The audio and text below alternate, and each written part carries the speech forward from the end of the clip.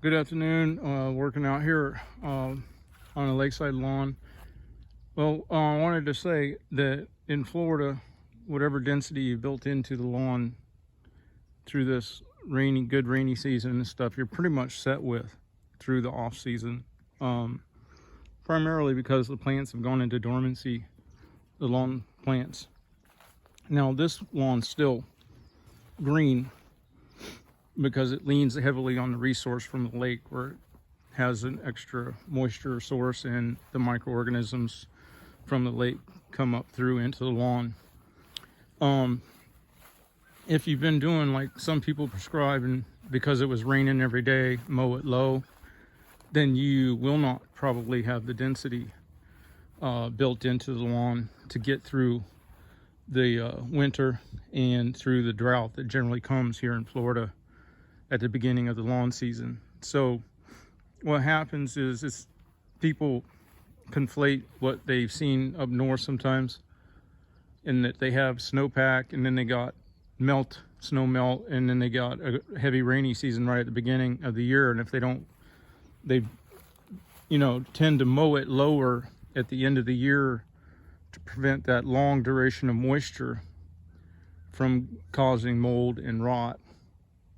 Here we have kind of the opposite. We don't obviously have snow pack or a snow melt, and we generally get a drought at the beginning of the season. So that's why through the year I'm always advocating for mowing higher, so you can't get thicker until you get higher. The plants won't do it. They want to be able to grow taller before they're going to spread out, because they want to know that they have the ability to do that without being struck low again and going into a catabolic state instead of anabolic growth state. Because the growth is not necessarily up, it's through and filling in. Now here's another factor to consider, is that as the lawn goes through the winter, the dormancy aspect of the plants will have me moving a little lower. But I do not chase the lawn down just to get cuts. I only assess the expression of the lawn, in that it doesn't want to support as much plant stem, because it's in a low growth state, like a bear hibernating.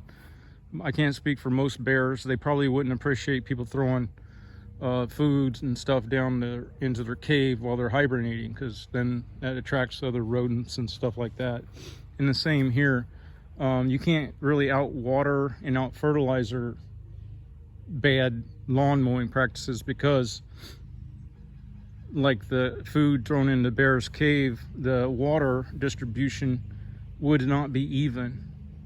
It may appear to be even, but in areas like, see that tree, there's going to be a whole area that has shading into midday, and that area would require less water. And without an adjustment for that consideration, and where the sun's tracking and everything, and so much data, that it would be impossible. Without consideration for that data, you're going to overwater in areas and cause root rot and proliferation, like clover and stuff like that.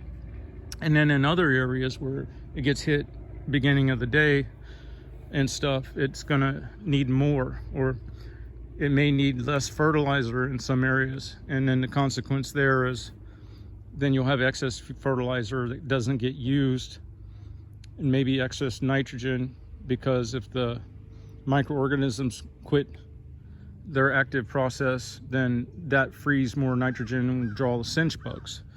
It's a complex thing. The only thing that works in totality that I've seen across the board with prevention of these and the advocacy of these and everything in a general balance is the taller cut height. And even if you're not concerned about the nutrients washing into the water and stuff there, if you were to fertilize, or if you would mow it so low that the natural organic layer could wash into the water, then you got to look at the geophysical side of things, and that basically human activities end up causing a averaging of the topography. The lakes and streams get shallower and the land masses get lower. In great part because of erosion, and that can be stopped with better mowing practices. And then additionally, you don't have accretion because you don't have plant life that's sequestering sunlight and converting it to cellulose material through photosynthesis that breaks down and creates a deep, dark nutrient layer. So you don't have the building up of the soil. Instead, it's kind of all graduating and you're becoming more swampish. And then because of that, the water heats up faster, and with the nutrients promotes bad marine vegetation like algae blooms and stuff like that.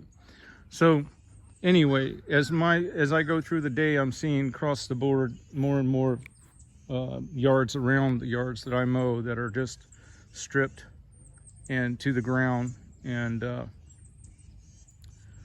unfortunately those lawns will be expressing 40 times higher allergen protein loads and neurotoxins, and they're you know, it's just generally across the board it's becoming very bad because of the amount of people coming into an area that they don't understand the ecology of, and because of the capability of the modern mower that's making them the ones that come mow more of their area, and that causes more of a problem.